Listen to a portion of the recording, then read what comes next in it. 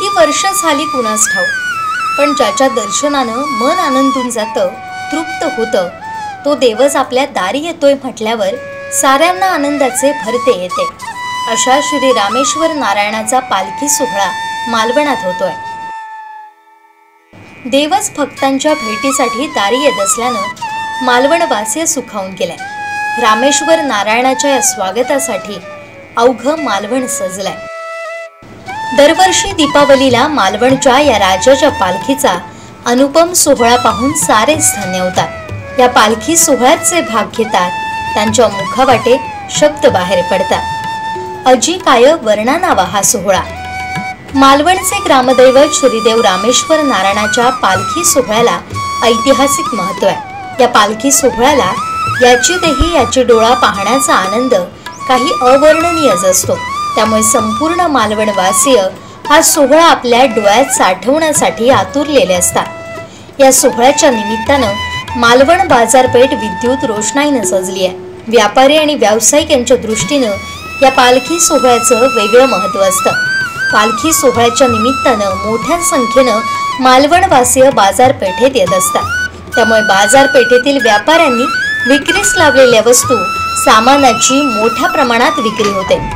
या सोहळ्यात मालवणात दरवर्षी लाखोंची उलाढाल ठरलेलीच असते.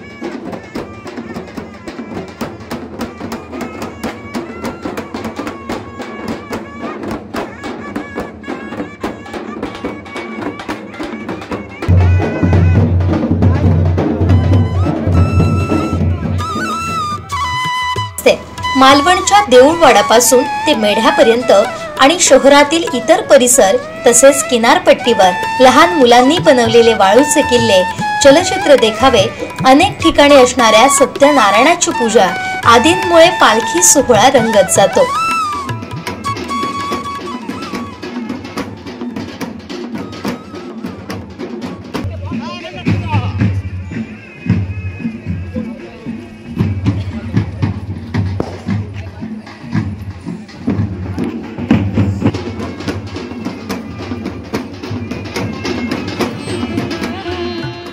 दुपारी मालवणच्या देऊळवाड्यातून पालखी सुरू होते.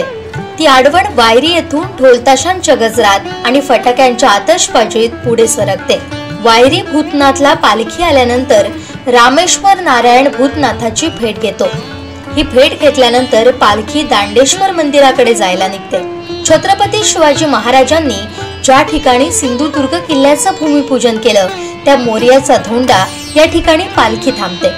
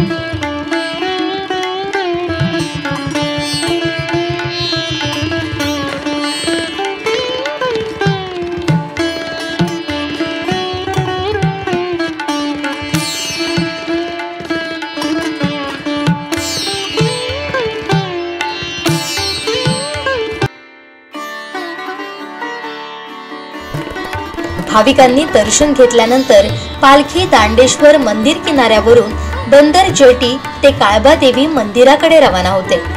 काळबादेवी मंदिरात रामेश्वर नारायण काळबादेवीची भेट घेतात। त्यानंतर पालखीचं सायंकाळी 7:30-8च्या सुमारास मालवण बाजारपेठेत आगमन होतं। मांडावर आल्यावर दर्शनासाठी भाविकांच्या रांगा लागलेल्या असतात। चेंगराचेंगरी होऊ नये यासाठी पोलीस बंदोबस्तही ठेवण्यात येतो। त्यानंतर पालखी मालवण बाजारपेठ मार्गे पुन्हा देऊळवाड्यात मार्गस्थ होते। असा हा पालखी सोहळा मोठ्या उत्साहात साजरा होणार आहे।